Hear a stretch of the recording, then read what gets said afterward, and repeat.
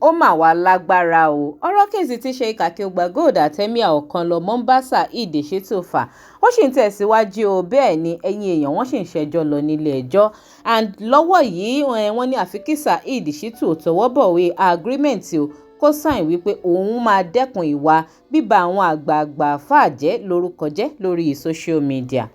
Ó lágbára, ó serious ni o. Mo rò pọ́pọ̀ wa la rántí ọ̀rọ̀ kéèsì Saheed Shittu àtàwọn àáfàá lọ́sọ̀ọ́nà pẹ̀lú àwọn àáfàá tó kù. Ẹ rántí bó ṣe ń bú Mòdèrò Mọ́ríkàz, bẹ́ẹ̀ ló sọ̀rọ̀ sí Sheikh Ajani Bello. Kódà kò fẹ́ sí àáfàá ẹ̀gbà ẹ̀sìn Islam kan tí ò tí ì bẹnu àtẹ́lù àbí kó sọ̀rọ̀ kò bá kùn gbé sí. Ó lágbára gidi gan. Ọ̀rọ̀ òun náà fà títí tí tó fi fàdé ilé ẹjọ́. Ṣùgbọ́n báyìí nínú àbẹ̀wò tí Emir Ọ̀kanlọ́mọ ṣe sí Sheikh Akeugba Gold, ibẹ̀ làwọn méjèèjì tún ti emphasize lórí ohun tó fẹ́ gan-an pẹ̀lú kéèsì tí wọ́n ń fà pẹ̀lú Saheed Shittu. Kí gan ni tó fẹ́ lọ́wọ́ Saheed Shittu? Ǹjẹ́ intention wọn ni láti sin Saheed Shittu dé ọgbà ẹ̀wọ̀n àbí kí gangan ibo gan náà fẹ́ bá a fa ọ̀rọ̀ yìí dé? Ẹ wo ọ̀rọ̀ pọ̀ nínú ìwé kọ́bọ̀ nínú fọ́nrán ẹ̀yìn èèyàn. Ẹ jẹ́ ń gbé wọlé báyìí ká gbọ́ gbogbo àlàyé tó ṣe nípa ibi tí kéèsì ọ̀hún dé dúró àti ohun tó fẹ́ gan lọ́wọ́ Saheed Shittu. Kẹ̀dẹ̀ máa bá mi fèrò yín lórí fídíò yìí sí comment section. Ó yá òun rèé, ẹ jẹ́ àjọgbọ́. Ohun tó bá ti jẹ mọ́ àwọn ẹlẹ́sìn, Kùránì ní ẹ má bú ẹ̀sìn wọn, ká má yẹ̀yẹ́ ẹ̀sìn tiyín náà. À ń bú ẹ̀sìn wọn ló jẹ́ wọ́n yẹ̀yẹ́ ẹ̀sìn tiwa náà. Àbálọ àbábọ̀ ojú kan náà làwọn wà nígbà táwa sún síwájú. Gbogbo sacrifice tá a ṣe ń jọ́ náà àwa náà nílé ni. Bára ayé mọ̀, bára ayé ò mọ̀, àṣefé nìyàn. Innama nut'imukum liwajhi Allah la nuridu minkum jaza'an wala shukura. Bàbá Mudiru Markaz abidọ̀kùtọ̀ wàrọ̀ ọlọ́ba ní sàlékún fọkànbalẹ̀ fún wọn, bá ní sàlékún rere fún wọn. Ọba tí ó kàn wọ́n lábùkù lánàá mọ́ kàn wọ́n lábùkù títí ayé. Gbogbo tó bá ti ga tó bá ti dá lọ́mọ Ádámù pẹ̀ gan. Nínú product tí ń tàjù láyé nínú nǹkan mímu ní kóòkì. Kò sí nǹkan tí aráyé pẹ̀ gan láyé tó tó kóòkì. Síbẹ̀ àwọn èèyàn sì tán mọ́dọ̀ ní àárọ̀. Wọ́n ní kóòkì bọ́ bá fi fọrun yọ̀ mọ̀. Bí stain bá wà níbi aṣọ rẹ bó o bá dà sí yọ̀ mọ̀. Bó o bá ti mú bí ó ṣe máa ba ìfun rẹ jẹ́ nìyẹn. Bó o bá da kóòkì sórí ẹyin ó ní effect. Tó o bá da kóòkì wọ́n ṣe bàjẹ́ mu. Tó ní àárọ̀ yìí kò sí drink tó ta tó kóòkì. Baba Sultan Al-Wa'izin, Baba Muyideen Ajani Bello, ẹ wò bí wọ́n ṣe ba bàbá ìjẹ́ tó. Bàbá tó ń bẹ lórí ibi Ọlọ́run tó wọ́n sínú ipò ọlá ni àti gbogbo àwọn afáwa. Alhaji Ọ̀kanlọ́mọ, mo lórúkọ gbogbo mùsùlùmí ilẹ̀ Yorùbá tẹ́ ẹ jà fún, tẹ́ ẹ wá ń ra tíkẹ́ẹ̀tì wá Nàìjíríà bí ìgbà tẹ́ǹtì Òṣòdì lọ Sàǹtónì lẹ́wà ń lọ lẹ́wà ń bọ̀ láì ní bísínẹ́sì kan tẹ́ ń bọ̀ wá ṣe dùpé alálàáfíà gbọ́dọ̀ jọba. Ó fi wá kárí gbogbo àwọn nígbà yẹn bísínẹ́sì ní báyìí. Ó fi àgbà tá a ti fa ọ̀rọ̀ lé kóòtù lọ́wọ́ gbogbo ti kóòtù nìyẹn wọ́n kájú kọ́ ọmọ yẹn ju ara wọn kóòtù. So gbogbo owó tá a ná Ọlọ́run san wá lẹ́san dáadáa o. Ọlọ́run tí ò fà wá fọ́tàmú gbà yẹn kò ní fà á fọ́tàmú títí ayé. Àwọn wọ̀nyẹn náà àbá wọn jàjà bókú bí òkú ànẹ́yìn náà ò change sí dáadáa. ẹja kálàáfíà tá a wà fún nìyẹn. Sọ́gbọ́dù lọ sáyìn. Tí o bá ti tọwọ́ bọ̀wé o ò ní gbọ́. Kò ní gbọ́. Padà bọ̀. That's it. Tírípù kan ìtó lè mo ṣe windows. Tí o bá ti tọwọ́ bọ̀wé báyìí. Kí ìwà jọ tọwọ́ bọ̀wé báyìí. O ò ní gbọ́. Ìwọ tọwọ́ bọ̀wé àwa náà ó tọwọ́ bọ̀wé. Ní ló fi gba mẹ́jọ àti bíi márùn-ún lórí òun nìkan. Àbájájá kó. Tí o bá dẹ̀ ti ṣe bẹ́ẹ̀ náà kò sọ́nà àbáyọ. Àbájájá kókú àbájájá kórùn bíi pé ìwọ náà change dáadáa. Àwọn ẹlẹ́sìn Christianity ni Olúwa ò fẹ́ kó ẹlẹ́sìn bí kìí ṣe pé kó ronúpìwàdà túbíyábùnà Adam antaliyahuma fi máa lè istagfiri lọ ìnàlgáfíọ̀rà lọ. Túbá, you have opportunity to repent today. O láǹfààní àti túbá lẹ́yìn. Èmi àti Ọlọ́run ló mọjọ́ bí kú bá pa wá láì túbá àwọn ẹ̀ṣẹ̀ kan bẹ tó jẹ́ pé wàá máa rò pé tí bá ti tọrọ àforíjìn lọ́dọ̀ Ọlọ́run táwọn tó ṣẹ̀ láyé ọ̀bá foríjìn ẹ̀ gbogbo sẹ́ẹ̀rì tó ṣe lọ́lọ́wọ́ kò fún wọn tó bá dọjọ́ gbé ìjà kìámà ó padà bá rẹ̀ nínú náà ni. Nítorí náà gbogbo àwọn jàmá àwọn àfa wa alùsùn náà ọlọ́kọ̀ bá san wọn lẹ́san dáadáa. Àwọn náà farako tó pọ̀ nínú tó wà lẹ̀ gbogbo wọn ìlà nífẹ̀ẹ́ àbẹ́ni kankan jà òun náà ló jẹ́ àkọlù majority òun gangan wá ní ààbò náà sọ̀tá.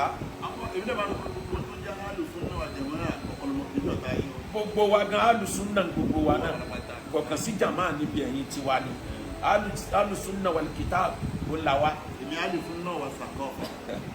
nítorí náà bí ẹsẹ̀ gbéra láti ọ̀pọ̀ ní sọ pé wọ́n bí dáa ọ̀kan lọ́mọ tó bẹ́ẹ̀ kó dé nàìjíríà ọ̀kan lọ́mọ bó ṣe wà nàìjíríà ń sìn ọ̀kan lọ́mọ ó sì lo ọ̀sẹ̀ méjì ní nàìjíríà. bàbá pẹ́lẹ́ bẹ́ẹ̀ lọ́mọdé má lò tó bẹ́ẹ̀ ni mo nira mi ó ti pẹ́ẹ́n bí bọ́lọ́ bá ṣe ṣe kádàrá gbèsè ayé mi ní òfin ní ìsìnkú dáa mi fún ẹ̀mọ́ kan. so irin já afirin só kì í sọ̀rọ̀ irin o wọn kì í fi irin mú irin torí kò lè mú àníjọ́ tí wọ́n fẹ́ gbé gan gbé ẹgbẹ́ ìsolóṣogbo lọ́jọ́ turn back àṣẹ wá látòkè ní pé turn back. bí wọ́n bá gbọ́ pọ̀ lọ bí wọ́n bá jọ kọ̀ọ̀kan kọ́. yẹ kó gbèjú lẹ̀ ní ajé ọ̀kan lọ́mọ. ewúrẹ́ ò ṣe é kì láàyè ọmọ ẹ̀rọ kó máa dáná. tí wọ́n bá ń pé akin láàrin àwọn akin ní ọ̀kan lọ́mọ. wàláhì làzim òní Khalid bùn Walid tiwa ó ja ogun náà láti bẹ̀rẹ̀ kó tó wá di pé àjọ wa tì mọ̀ pẹ̀lú bàbá ń Bàrígà ni o àfa Sàkámà ni o àfa Jamiu Adégúnwà àfa Lálùkùránì àfa Sàádà nílùú Ìlọrin àfa Abdulgafar ní Ìkáyé Alif Dawa àti oríṣiríṣi àwọn àfa táwọn tí ń bá dárúkọ ká má bínú kódà ní gbogbo ìtí àdúlé wa izin Yorùbá Land Council for Islamic Preachers kódà tó fi lórí àfọ ní àfa Sunna tí ń ṣe kọ́mẹ́dì òun náà jà ní ogun yìí lógun tó pọ̀ àtàwọn míì tá a lè rántí àtàwọn tó wà ní diaspora àwọn last man standing gbogbo wa láìyọ ẹnìkan lẹ̀ Ọlọ́run ó ṣe àlékún oríire fún gbogbo wa ẹ̀yìn ogun tá a jà yìí ìfọ̀kànbalẹ̀ lájọ fi gbá yìí àádẹ́jìrì ẹ̀ níwájú Ọlọ́run. ní ìparí kí